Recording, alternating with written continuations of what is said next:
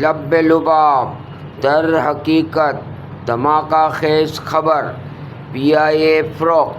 تفصیل آگے۔ پہلے یہ نوٹ کر لیں کہ یہی طریقہ انڈیا نے بھی اپنایا تھا۔ پی آئی اے کے 75% حصص فروخت کر دیے گئے۔ حکومت کو ملے صرف 10.125 ارب۔ بعد میں 25% حصے کے لیے 3.375 ارب، کل ہوئے 13,500 ارب، جبکہ حکومتی حصہ تھا 11,000 ارب۔ ڈیل مکمل ہونے پر نفع 2,500 ارب۔ تو سودا نقصان کا کیا؟ جواب ہے نہیں۔ کیوں؟ آئیے دیکھتے ہیں سودا کیوں کیا۔ یہ صرف اعداد و شمار کا کھیل نہیں بلکہ عوامی مفاد کا معاملہ ہے۔ پی آئی اے نے اپنے سنہری دنوں میں یہ پاکستان کی شان تھی، اب دیوالیہ ہو چکی۔ اب تک پاکستان 500 ارب روپے نقصان اٹھا چکا، لیکن اب یہ سلسلہ بند ہو جائے گا۔ بقول عارف حبیب کے آرمی چیف عاصم منیر کے مطابق اسے کسی پاکستانی کو حوالے کرنا ضروری تھا، کیونکہ اس کا نام پی آئی اے ہی رہے، اس کا نفع ملک میں رہے۔ سودا کیا اور کیسے؟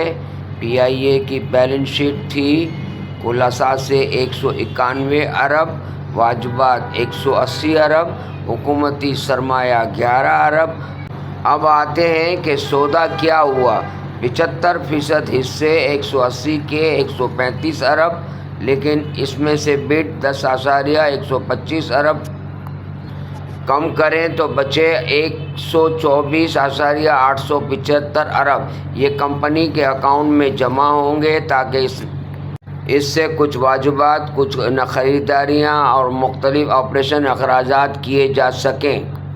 منظور شدہ بولی کی ادائیگی یوں کی جائے گی: 125 کے 2/3 83.250 ارب، اس کی ایک ادائیگی فوراً 41.625 ارب، باقی 6 مہینے میں 41.625 ارب، باقیہ 1/3 41.625 ارب کی ادائیگی 2029 تک ہوگی۔ 25% حصے کے 41.600 ارب کی ادائیگی یوں ہوگی: حکومت کو ملیں گے 3.375 ارب، باقی کمپنی کے اکاؤنٹ میں 41.625 ارب جمع کرا دیے جائیں گے۔ پارٹ 2: پی آئی اے کی نجکاری۔ اگر اس ڈیل کو بغور دیکھیں گے تو آپ نوٹ کریں گے کہ یہ بہت ایماندارانہ، پروفیشنل اور کیلکولیٹڈ انداز میں کیا گیا ہے۔ اس سے حکومت کا بوجھ ہلکا ہوا، آئندہ کے نقصان سے نجات مل گئی۔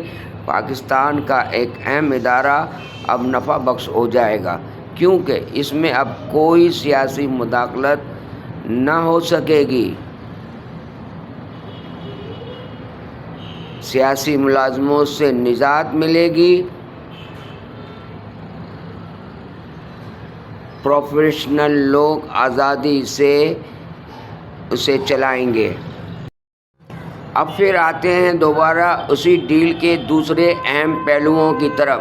نمبر 1، اہم بات، 25% حصہ جو رہ گیا ہے، اگر عارف حبیب کنسورشیم چاہے تو وہ لے سکیں گے، لیکن 1 سال کے اندر اور 12% پریمیم کے ساتھ، ورنہ یہ حکومت کے پاس ہولڈنگ رہے گی۔ اگر ایسا ہی ہوتا ہے تو حکومت کی شیئر ہولڈنگ رہے گی 45 ارب۔ نمبر 2، کنسورشیم کو 2 مزید پارٹیوں کو اپنے ساتھ ملانے کی اجازت ہوگی، لیکن وہ ناکام بولی دہندہ نہ ہو، اس لیے اب فوجی فرٹیلائزر کو لیا جا رہا ہے۔ نمبر 3، خریدار 26.6 ارب کی ایف بی آر ٹیکس واجبات کو آئندہ 5 سال میں قسطوں میں ادا کیا جائے گا۔ نمبر 4، ٹیکس چھوٹ کی اہم نکات کے لیے نئے خریداروں کو طیاروں، انجینئر اور پرزوں کی خریداری پر جی ایس ٹی سے استثناء دیا گیا ہے۔ نمبر 15 سال کے لیے کوئی نیا ٹیکس نہیں لگایا جائے گا۔ اس میں PIA की ईंधन पर भी टैक्स शामिल है। डिविडेंड पर 15 साल की इनकम टैक्स छूट भी दी गई है ताकि डबल टैक्सेशन ना हो। इम्कानात: अब PIA में सुनहरी दौर वापस आएगा क्योंकि अब सियासी भर्तियां ना होंगी। फ्री टैक्स की वजह से टिकट की कीमतें कम हो जाएंगी। सारे रूट इस्तेमाल होंगे तो दुनिया में पाकिस्तान की पहचान बढ़ेगी। अब दुनिया में ये पैगाम जाएगा कि इस मुल्क में सरमायाकारी की जा सकती है। इसके शेयर्स की कीमत बढ़ेगी क्योंकि इसके मुनाफे पर टैक्स की छूट दी गई है।